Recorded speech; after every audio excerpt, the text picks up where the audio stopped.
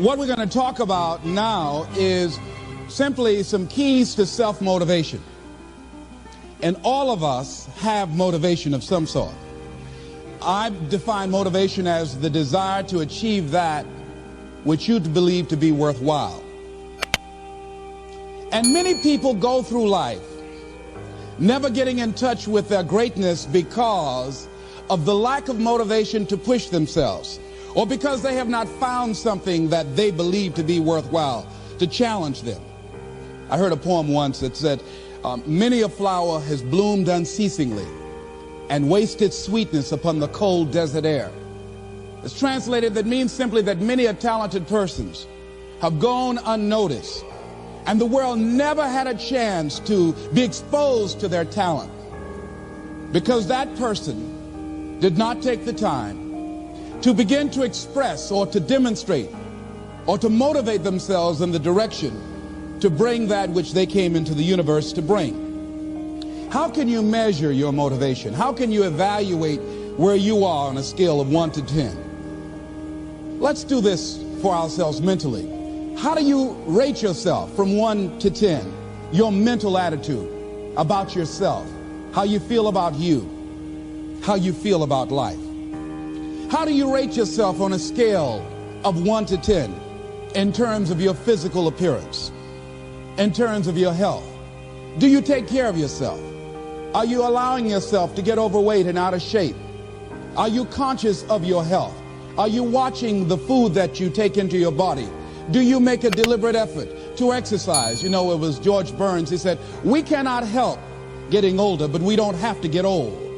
And many of us get old before our time because we don't take time to take care of ourselves. Your environment is a very good indicator. On a scale of 1 to 10, is it what you want it to be? Do you find it desirable? Are you satisfied? The job or career that you're involved in. Someone said that 85% of the American public are unhappy with their jobs. Are you spending 8 hours a day just doing time? Doing something that you don't find challenging, that does not make you stretch mentally, that does not stimulate you, that does not inspire you. Something that you don't find a sense of fulfillment in it. If you're doing that day in and day out, it has to affect how you feel about yourself, your level of motivation. Your relationships. What kind of impact is it having on your life? Is it nourishing or is it a toxic relationship? Does it drain you or does it build you up? Ask yourself that. How motivated are you to do something about it? Your contribution, your actions. What are you giving? Many people will leave the universe without a trace. No one will know they were here. And in fact, under their name, we could put under there, not used up. Will anybody know that you came this way? What contribution are you giving? What will you leave? What will be different because you came this way? Someone once said that life is our gift to us that God has given us, and how we live our lives is our gift to God. What kind of gift are you formulating? Is this a gift that you like to take back and do something else before you turn it in? Think about that. What can we do? What are some of the keys that we can begin to use to motivate ourselves when our batteries run low? Because I don't care who you are, I don't care what you do, at some time you are going to get tired.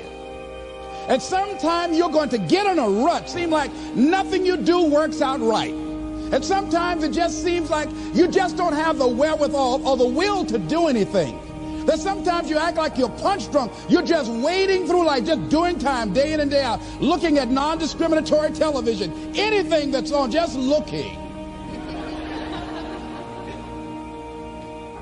And depressed, feeling powerless, feeling useless, and bored. What do you do? How do you get yourself out of a rut? How do you, when you know you can do more than what you've been doing and you're not doing it and you're discontent with where you are, you get angry at yourself. How do you get out of that rut? How do you motivate yourself?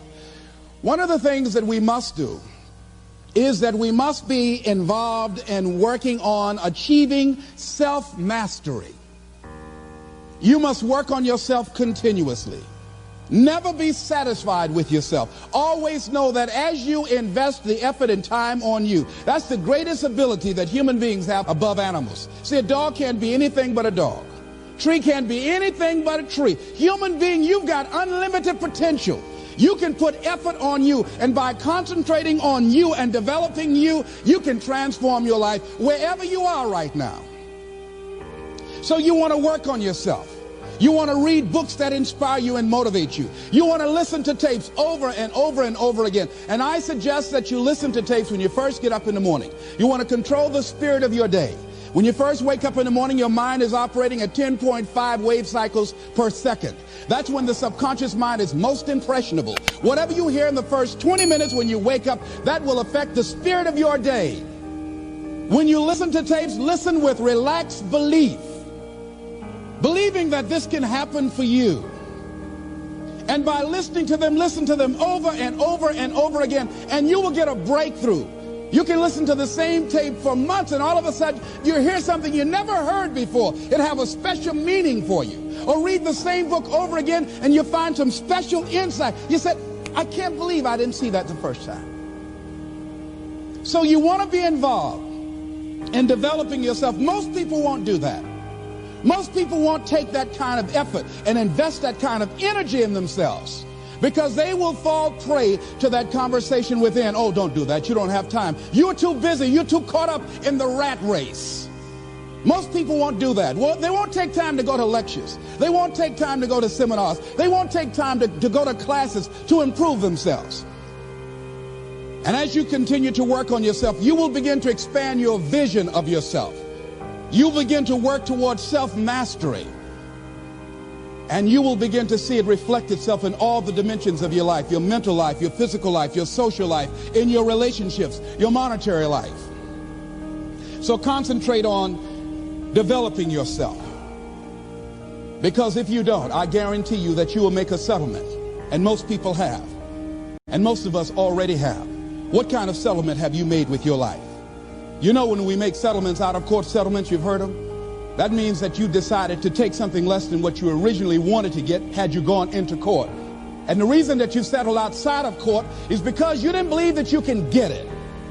So you made an out-of-court settlement. Many of us are making in-life settlement. We're settling for less than what we actually deserve. We don't feel good about it, but we make it work in our minds. We'll come up with some kind of excuse to make it all right. What kind of settlement have you made with your life? Many of us settle for less than what we want out of relationships because we don't have the courage to change them. I had a seminar I used to do called, Are You Living Together or Dying Together? Many people are just dying together. Gladys Knight used to have a song that says, neither one of us want to be the first to say goodbye.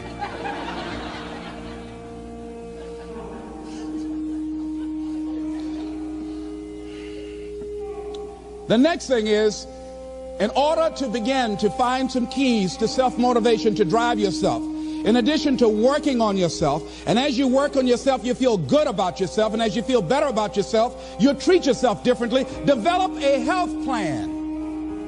See, you can't feel well and do well if you don't have good health. You can't perform if you don't have your health. Your health is valuable. Develop a health plan. A plan that you will follow, because this is the only vehicle that you have to carry you through this experience called life. And you want to take good care of it because you love you enough. You care enough about you. And that's not easy. It is not easy having a health plan and sticking to it. But you're worth it doing it again and again and again. I have lost 22 pounds several times. I always do it. I love potato chips. People who know me know I love M&M peanuts. I love peanut butter and jelly sandwiches. I love my mother's sweet potato pie. I love this. It's not always on my health plan, but I put it on there sometimes.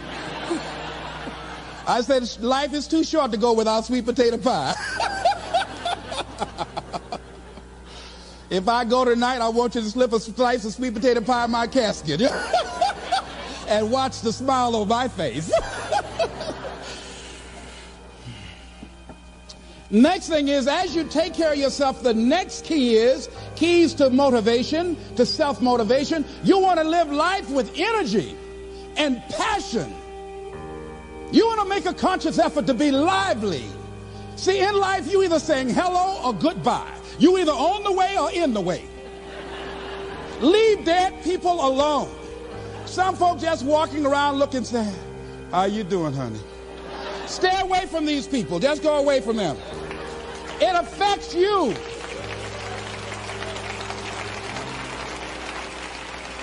You want to smile. You want to be happy. You got a lot to be thankful for. But you watch some of the faces around you every day. And I tell you, some of these faces, they will put you in a depressed state of mind. So you want to avoid these kind of faces. When you see them coming, turn your head. Next thing is that you want to monitor your inner conversations. The things that you say to yourself.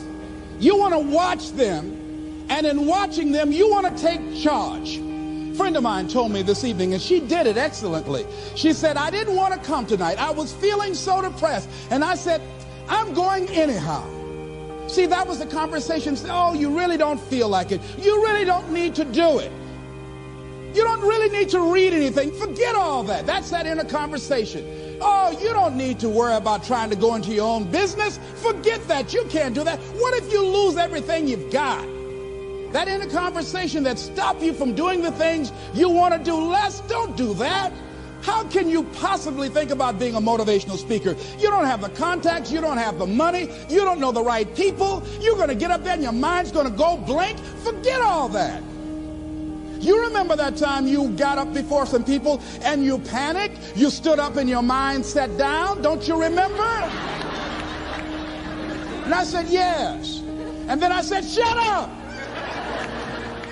So you've got to learn to stand up to yourself inside yourself and short circuit, override that conversation that's always going on. 85% of what that conversation will tell you is negative. It's negative. It will tell you you're tired when you really are not tired. It will tell you you can't do it. It will fill you with fear. So you've got to watch that conversation. And when you find it going on, you've got to stand up to it and say, I'm going to do this anyhow. I'm afraid, but I'm afraid not to do it. And I'm not going to let you stop me. The biggest challenge that you will have in life is you. There's an old African proverb that says, if there's no enemy within, the enemy outside can do us no harm. The next thing that is a key to self-motivation is that you've got to ask yourself, what do I want out of life? What do you want out of life? What do you want out of a job? What do you want out of a career? What do you want out of a relationship? What do you want? What gives you your life? How will you know when you got it? What will make you happy? You need to know. You need to start asking yourself some questions. What do I really, really, truly want? You need to be exact about that. Don't be vague. Oh, I just want to be happy. That's too vague. What will make you happy? How will you know when you got it? Zero in on it. Be exact. Be specific. And as you do that, that will stimulate that superconscious mind or the reticular activating system of your mind that will begin to find those things, to identify with it. And once you begin to determine that which you want, take the time to write it down. Don't just think about it. Write it down. That is a subjective process that engages the subconscious mind. Write it down. Once you write it down, read it 3 times a day, morning, noon, and night.